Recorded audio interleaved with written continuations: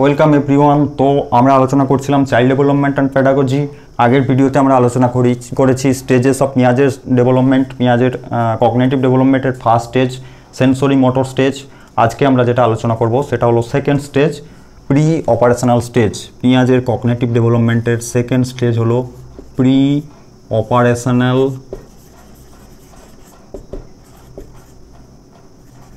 Operational stage, অর্থাৎ প্রাক সক্রিয়তার স্তর। আমার বোর্ডে একটু লাইটের সমস্যা আছে, তোমরা প্লিজ একটু ম্যানেজ করে নিও, আমি মুখে বলার সাথে সাথে খাতায় নোট করে নিতে পারো। ওকে, তো এটা হলো প্রি অপারেশনাল স্টেজ, মানে প্রাক সক্রিয়তার স্তর। যেটার সময় হচ্ছে 2 থেকে 7 বছর। 2 থেকে 7 বছরের বাচ্চাদের যে কগনিটিভ ডেভেলপমেন্টের স্টেজ পিঁয়াজে বলেছেন সেটা প্রি অপারেশনাল স্টেজ। তো প্রি মানে হচ্ছে পূর্বে, এখানে অপারেশনাল মানে হচ্ছে লজিক্যাল থিঙ্কিং।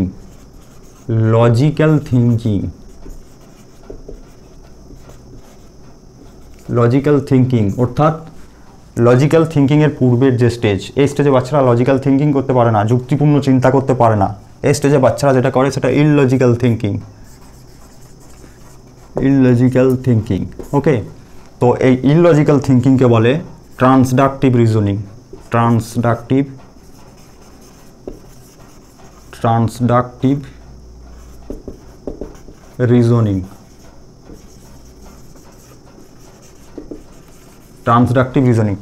রিজনিং মানে যেমন ধরো একটা ট্রেন যাচ্ছে, তো বাচ্চা ভাবছে যে কুকুরগুলো ঘেউ ঘেউ করছে বলে ট্রেন যাচ্ছে। বাচ্চাকে যদি জিজ্ঞাসা করো যে ট্রেনটা কেন যাচ্ছে, সে ভাববে যে কুকুরগুলো ঘেউ ঘেউ করছে তাই ট্রেন যাচ্ছে। এই ধরনের অযৌক্তিক চিন্তা। যেমন ধরো বাচ্চা মনে করে সে হেঁটে যাচ্ছে, তো তার মাথার উপরে মেঘগুলোও সরে যাচ্ছে। সে ভাবছে যে মাথার উপরে মেঘগুলো সরে যাওয়ার কারণ হচ্ছে তার হেঁটে যাওয়া, সে হেঁটে যাচ্ছে বলেই তার সাথে তার মাথার উপরে মেঘগুলো হেঁটে যাচ্ছে। এটা হলো ট্রান্সডাকটিভ রিজনিং।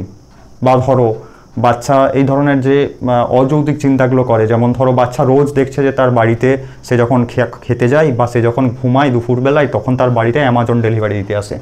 তো একদিন বাচ্চা দেখলো যে সকালের দিকে বাচ্চার বাড়িতে অ্যামাজন ডেলিভারি দিতে এলো। তো বাচ্চা ভাবলো কি, যে এখন দুপুর হয়ে গেছে, এখন তার খাবার সময়, এখন তার ঘুমোবার সময়। এই ধরনের যে চিন্তাভাবনাগুলো সেগুলো হচ্ছে ট্রান্সডাকটিভ রিজনিং, অর্থাৎ ইললজিক্যাল থিঙ্কিং। এই স্টেজে এই বাচ্চারা মানে কজ অ্যান্ড এফেক্ট বুঝতে পারে না, বা এই স্টেজে বাচ্চাদের মধ্যে তোমার কানেক্ট ডিসকানেক্ট ফ্যাক্ট বাচ্চারা বুঝতে পারে না, লজিক্যাল থিঙ্কিং করতে পারে না। এগুলো ট্রান্সডাকটিভ রিজনিং। ওকে, তো এখনও পর্যন্ত আমাদের মধ্যেও কিছু ট্রান্সডাকটিভ রিজনিং আছে, যেমন কুসংস্কার, এটা একটা ট্রান্সডাকটিভ রিজনিং। তো চলো নেক্সট যে ইললজিক্যাল থিঙ্কিং সেটা হচ্ছে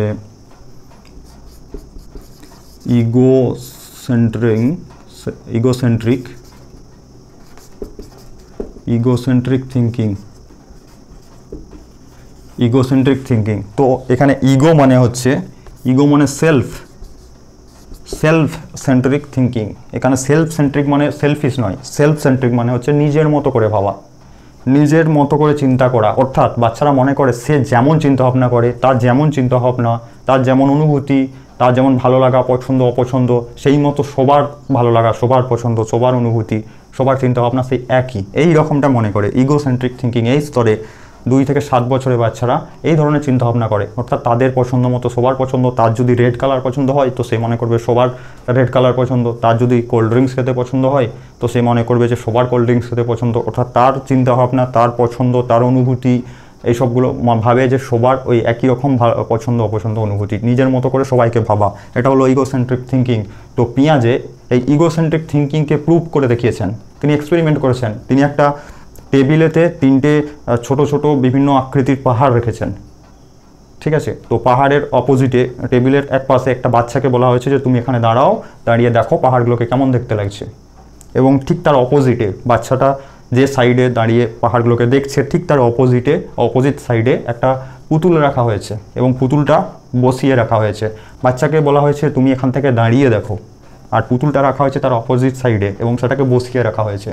তারপর বাচ্চাকে বলা হলো তুমি চারদিকে ভালোভাবে ঘুরে দেখো পাহাড়গুলোকে কেমন দেখতে লাগছে। বাচ্চা সেই মতো বিভিন্ন দিকে ঘুরে দেখলো যে পাহাড়গুলোকে কেমন দেখতে লাগছে। তারপর পিঁয়াজে করলেন কি, তিনি বিভিন্ন অ্যাঙ্গেল থেকে ওই পাহাড়গুলো ছবি তুললেন এবং ছবি তুলে সেগুলো প্রিন্ট করলেন। প্রিন্ট করে বাচ্চাকে বললেন যে দেখো তো পুতুলের দিক থেকে পাহাড়গুলোকে কেমন দেখতে লাগবে। তো বাচ্চা করলো কি, সে যেখানে প্রথম দাঁড়িয়ে পাহাড়গুলোকে দেখেছিল, যেমনভাবে দেখেছিল সেই ধরনের একটা ছবিকে তুলে নিয়ে বলছে যে এই রকম হতে হবে। তো বাচ্চারা বুঝতে পারলো না, ওই 2 থেকে 7 বছরের বাচ্চা বুঝতে পারলো না যে ওই পুতুলের জায়গা থেকে, পুতুলটা যেহেতু বসে আছে সেই জায়গা থেকে পাহাড়টাকে অন্যরকম দেখতে মনে হবে। তো বাচ্চা বুঝতে পারলো না যে অন্যরা বা অন্য অ্যাঙ্গেল থেকে বা অন্যরা অন্যরকম চিন্তাভাবনা করতে পারে, অন্যরা অন্যরকম ভাবে ভাবতে পারে। বাচ্চাদের মাথায় আসলো না এটা, ওই 2 থেকে 7 বছরের বাচ্চাদের মধ্যে এই ধরনের চিন্তাভাবনা দেখা গেল না। সে মনে করে সে যেমনভাবে ভাবে বাকি সবাই সেরকমভাবে ভাবে। তো এটা হলো ইগোসেন্ট্রিক থিঙ্কিং। নেক্সট হচ্ছে অ্যানিমিজম।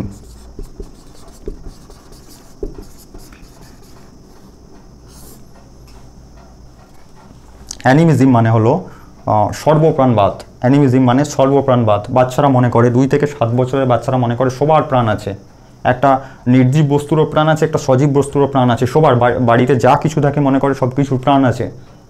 বাচ্চা বাড়িতে ছোটাছুটি করে খেলাধুলা করছে, সে তার ডল নিয়ে খেলছে, তো ভাবে সে তার খিদে পেলে ভাবে তার ডলেরও খিদে পেয়েছে, সে ডলকেও খাওয়াতে হবে। সেই কারণে বাচ্চা দেখবে সে খাওয়ার সাথে সাথে তার ডলকেও খাওয়াতে যায়। বা সে মনে করে তার ডলের সে টায়ার্ড হয়ে গেছে, তো তার ডলও তার টায়ার্ড হয়ে গেছে। তাকে ঠান্ডা লাগছে, তো সে মনে করে যে তার ডলেরও ঠান্ডা লাগছে, সেই কারণে সে ডলকে পোশাক পরাতে যায়। বা তার শরীর খারাপ লাগলে সে মনে করে তার ডলেরও শরীর খারাপ, তার ঘুম পেলে মনে করে তার ডলেরও ঘুম পেয়েছে। এগুলো হলো অ্যানিমিজম। বা ধরো সে বাড়িতে ছোটাছুটি করে খেলাধুলা করছে, তো ছোটাছুটি করে খেলাধুলা করতে গিয়ে তার টেবিলে পা ঠোকা গেল এবং সে কাঁদলো, ব্যথা পেয়ে কাঁদছে, এবং কাঁদতে কাঁদতে মাকে গিয়ে বলছে, মা টেবিলটা আমাকে মেরেছে, টেবিলটা আমাকে মেরেছে। অর্থাৎ সে মনে করে কি টেবিলটার প্রাণ আছে, টেবিলটা তাকে মেরেছে। তো মা যতক্ষণ না এসে ওই টেবিলটাকে মারলো ততক্ষণ তার কান্না থামলো না। এগুলো হচ্ছে অ্যানিমিজম। বা ধরো বৃষ্টি হচ্ছে, বৃষ্টিতে গাছগুলো ভিজছে, তো সে মনে করছে কি যে বৃষ্টিতে ভিজে গাছগুলো ঠান্ডা লাগছে। তো এই সবার মধ্যে যে প্রাণ আছে, অর্থাৎ নির্জীব বস্তুগুলোকে সজীবের মতো ব্যবহার করা বা সবার মধ্যে প্রাণ আছে মনে করা, এটা হচ্ছে অ্যানিমিজম। ওকে, তো এই বাচ্চাদের, এই 2 থেকে 7 বছরের বাচ্চাদের এই ধরনের ইললজিক্যাল থিঙ্কিং দেখা যায়। ওকে, তো চলো নেক্সট ইললজিক্যাল যেটা থিঙ্কিং সেটা হচ্ছে ইররিভার্সিবিলিটি।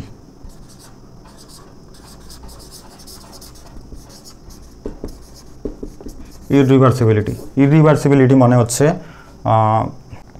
বিপরীতমুখী চিন্তা। বিপরীতমুখী চিন্তাটা কেমন? ধরো ইররিভার্সিবল যে প্রসেস, বিপরীতমুখী চিন্তা করতে পারে না এই স্টেজে বাচ্চারা। বিপরীতমুখী চিন্তাগুলো হলো, যেমন ধরো বাচ্চাকে তুমি বিকালে রোজ হাত ধরে ধরে নিয়ে ঘুরতে বেড়াও, তো রোজ ঘুরতে বেড়াও, তো বাচ্চা রোজ ঘুরতে যায়, সেই কারণে সে কোন দিকে যায় সেটা সে জানে। তো তুমি যখন বাচ্চাকে নিয়ে বিকালে হাত ধরে ধরে ঘুরতে বেড়ালে, তখন সে যেদিকে যায় সেদিকে দেখবে তোমার আগে আগে চলে যাচ্ছে, কিন্তু ফিরে আসার সময় সে আর আসতে পারছে না। সে ফিরে আসার সময় রাস্তা বুঝতে পারছে না বা তোমার আগে যেতে পারছে না, সে তোমার সাথে যাচ্ছে বা তোমার পিছনে যাচ্ছে। অর্থাৎ ফিরে আসার সময় সে রাস্তাটাকে বুঝতে অসুবিধা হচ্ছে। এগুলো হলো ইররিভার প্রসেস। এই 2 থেকে 7 বছরের বাচ্চারা এই ইররিভার প্রসেসগুলো বুঝতে পারে না, তার অসুবিধা হয়। বা ধরো বাচ্চারা দেখবে 2 থেকে 7 বছরের বাচ্চারা, সে স্কুলে যাওয়ার সময়, সে রোজ স্কুলে যায়, তো যাবার সময় সে স্কুলে চলে যেতে পারে বা স্কুলে যাবার রাস্তাটা তার মনে আছে, কিন্তু ফিরে আসার রাস্তাটা তার মনে নেই। ফিরে আসার সময় সে রাস্তা খুঁজে পায় না, রাস্তা ভুল করে, ফিরে আসার সময় তার ভয় লাগে ফিরে আসতে। এটা হলো ইররিভার প্রসেস, এটাই হলো ইররিভার্সিবিলিটি। ওকে, যেমন বাচ্চাকে 2 + 4 = 6, এটা তুমি সহজে বোঝাতে পারবে। এই 2 থেকে 7 বছরের বাচ্চারা এটা সহজে বোঝা যাবে। কিন্তু যদি তুমি বাচ্চাকে 6 - 2 = 4 বলো, এটা বাচ্চা সহজে বুঝতে পারবে না, এটা বুঝতে তার অনেক সময় লাগবে। এই ইররিভার প্রসেসগুলো বাচ্চারা সহজে বুঝতে পারে না। তো নেক্সট যে ইললজিক্যাল থিঙ্কিং সেটা হচ্ছে, তোমার এখানেই লিখছি, নেক্সট যে ইললজিক্যাল থিঙ্কিং সেটা হচ্ছে সেন্ট্রেশন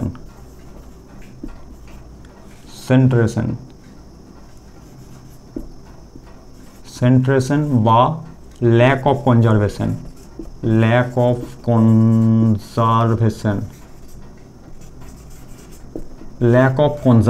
তো সেন্ট্রেশনটা কি? সেন্ট্রেশন হলো চিন্তাভাবনার কেন্দ্রীকরণ। বাচ্চারা তাদের চিন্তাভাবনা এক কেন্দ্রিক হয়, কোনো একটা বিষয়ের উপরে হয়, সে একটা দিকেই চিন্তাভাবনা করতে পারে, এটা হচ্ছে সেন্ট্রেশন। এবং ল্যাক অফ কনজারভেশন হলো ইনএবিলিটি টু ক্লাসিফাই, কোনো কিছুকে ক্লাসিফাই করতে অসমর্থ বা কম বেশির পার্থক্য করতে অসমর্থ। একটা বাচ্চাকে তুমি ধরো একটা বাচ্চার জন্য একটা 20 টাকা দামের ক্যাডবেরি চকলেট কিনেছো, আর 10 টাকার তুমি ওই 1 টাকা দামের 10টা ছোটো ছোটো চকলেট কিনেছো, 1 টাকা দামের ছোটো ছোটো 10টা চকলেট কিনেছো। তো বাচ্চাকে নিয়ে এসে দিলে, বাচ্চাকে যদি বলো তুমি কোনটা নেবে, 20 টাকার ভালো ক্যাডবেরি চকলেটটা নেবে না ওই 10 টাকার ছোটো ছোটো 10টা চকলেট নেবে, 1 টাকা দামের ছোটো ছোটো চকলেট 10টা নেবে? তো বাচ্চা বলবে ওই 1 টাকার ছোটো ছোটো 10টা চকলেটই আমি নেব, ভালো চকলেটটা আমি নেব না। কারণ কি? কারণ ওখানে অনেকগুলো চকলেট আছে। তো এই ধরনের চিন্তাভাবনাগুলো হচ্ছে ল্যাক অফ কনজারভেশন, কম বেশির পার্থক্য করতে না পারা। এই 2 থেকে 7 বছরের বাচ্চারা এই ধরনের সমস্যায় পড়ে, তারা মানে কম বেশির পার্থক্য করতে পারে না। এটা হলো ল্যাক অফ কনজারভেশন। আর সেন্ট্রেশন হলো চিন্তাভাবনার কেন্দ্রীকরণ। বাচ্চারা এক ধরনেরই চিন্তাভাবনা করে। যেমন পেঁয়াজে এটাকে এক্সপেরিমেন্ট করেছেন, পেঁয়াজে এরকম দুটো গ্লাস নিয়েছেন, একই সাইজের দুটো গ্লাস নিয়েছেন এবং দুটো গ্লাসে সমপরিমাণ জল দিয়ে ভর্তি করেছেন, সমপরিমাণ জল দেওয়া আছে দুটো গ্লাসে, ঠিক আছে? তো এরপর তিনি অন্য একটা গ্লাস নিয়েছেন যেটা এর থেকে সরু এবং লম্বা। তো একটা বাচ্চাকে এনে সেটা দেখানো হলো যে দুটো গ্লাস এবং দুটো গ্লাসে সমপরিমাণ জল আছে, একটা গ্লাসের জল আর একটা গ্লাসে ঢেলে দেওয়া হলো। ফলে কি হলো? এই গ্লাসের জলের উচ্চতা বেড়ে গেল, কারণ গ্লাসটা সরু বলে। তো বাচ্চাকে যখন জিজ্ঞাসা করা হলো বলো তো কোন গ্লাসে জল বেশি আছে, বাচ্চা স্বাভাবিকভাবে বলল এই 3য় নম্বর গ্লাসটায় জল বেশি আছে। কারণ কি?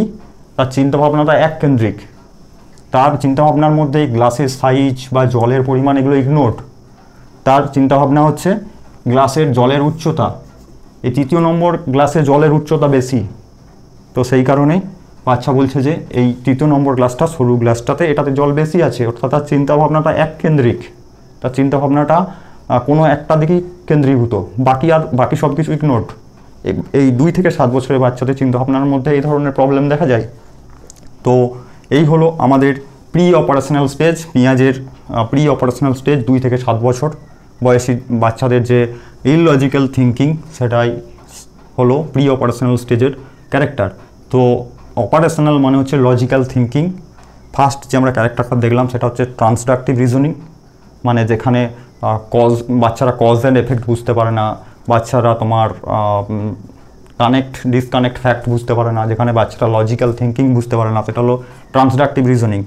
ইগোসেন্ট্রিক থিঙ্কিং মানে হচ্ছে নিজের মতো করে ভাবা, নিজের চিন্তাভাবনা, নিজের অনুভূতি বা নিজের মতো ভাবনা মনে করা, যে সবার একই ধরনের চিন্তাভাবনা, সবার একই ধরনের অনুভূতি, বা নিজের পছন্দ অপছন্দ মতো সবার পছন্দ অপছন্দ মনে করা, নিজের মতো করে সবাইকে ভাবা, এটা হলো ইগোসেন্ট্রিক থিঙ্কিং।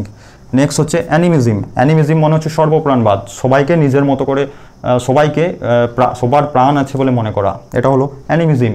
অ্যানিমিজম হলো সবার প্রাণ আছে বলে মনে করা। বাড়িতে যেসব বস্তু আছে, যেগুলো সজীব হোক বা নির্জীব হোক, মনে করে সবার প্রাণ আছে, ওয়ার্ল্ডে যত বস্তু আছে সবার প্রাণ আছে বলে মনে করে, এটা হলো অ্যানিমিজম। ওকে, নেক্সট হচ্ছে ইররিভার্সিবিলিটি। ইররিভার্সিবিলিটি হলো বিপরীতমুখী চিন্তা। বাচ্চাকে, এই 2 থেকে 7 বছরের বাচ্চাকে তুমি রাম শ্যামের বন্ধু এটা সহজে বোঝাতে পারবে, কিন্তু তুমি যদি একেবারে ফের কোশ্চেন করো শ্যাম কি রামের বন্ধু, বাচ্চারা বলবে না, কারণ এই ইররিভার প্রসেসগুলো বাচ্চারা বুঝতে পারে না।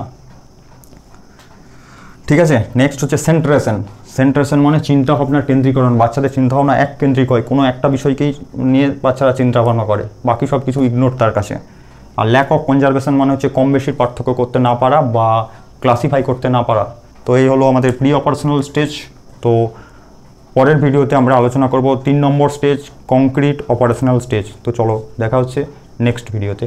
ওকে, থ্যাংক ইউ।